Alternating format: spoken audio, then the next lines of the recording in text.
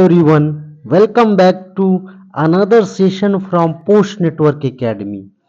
I am Bindeshwar and today we are diving into a very important statistical concept, quartiles, which helps to understand data distribution. Specifically, how to compute quartiles from group data, we will understand. By the end of this session, you will be able to compute lower quartile, median, that means middle quartile, and upper quartile with each. And for more resources, you can visit www.postnetwork.co, YouTube channel, Post Network, Facebook page, and LinkedIn page. Here we have a table with class intervals and frequencies, and our goal is to compute the quartiles from this data. Quartiles divide the data set into 4 equal parts, and we use this method when data is grouped. Now write this data into tabular form.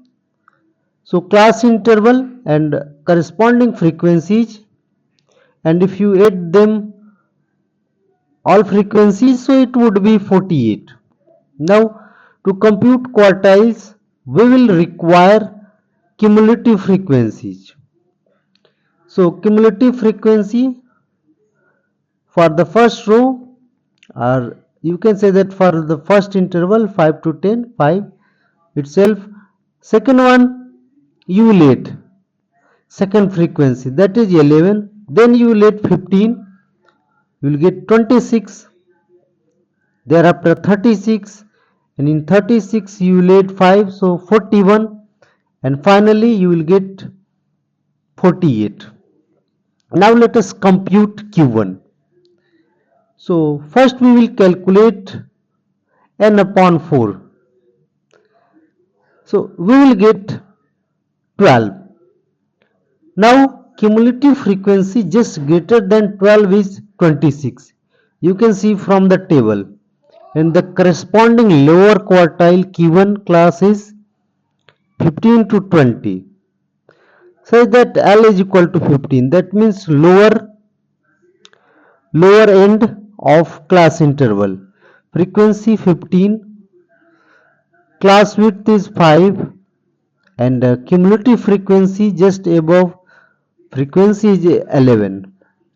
And formula for lower quartile is L plus n upon 4 minus f upon f, small f, into h. Now plug all the values and we will get 15.33. Let us compute Q2. So for a Q2 we will compute n upon 2, which is 24, and cumulative frequency just greater than 24 is 26. In the corresponding middle quartile class is 15 to 20, such that again L is 15, F is 15, H is 5, and F is 11.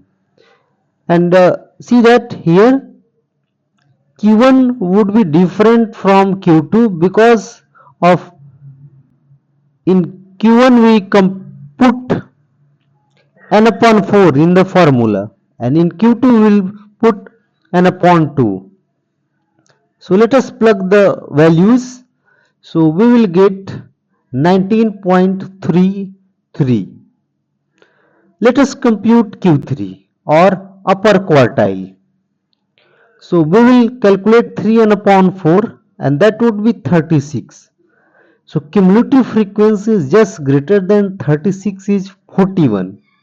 And the corresponding upper quartile Q3 class is 15 to 30, 25 to 30, such that L is 25, lower end of the class, F is equal to 5, H 5, and F is equal to 36, capital F is 36. So upper quartile formula L plus 3n upon 4 minus f upon small f into h.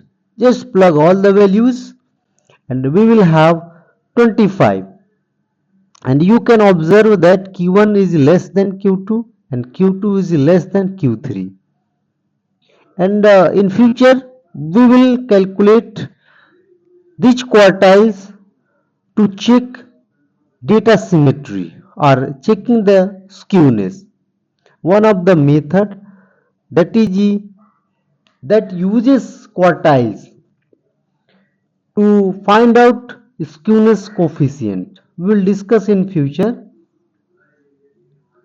So I hope this step-by-step explanation helped you understand how to find quartiles in group data. Make sure to practice these steps with different data sets, and soon you will be able to understand how to compute quartiles. Thank you for joining me today. If you found this video helpful, don't forget to like and subscribe to Post Network Academy for more tutorials. See you in the next session.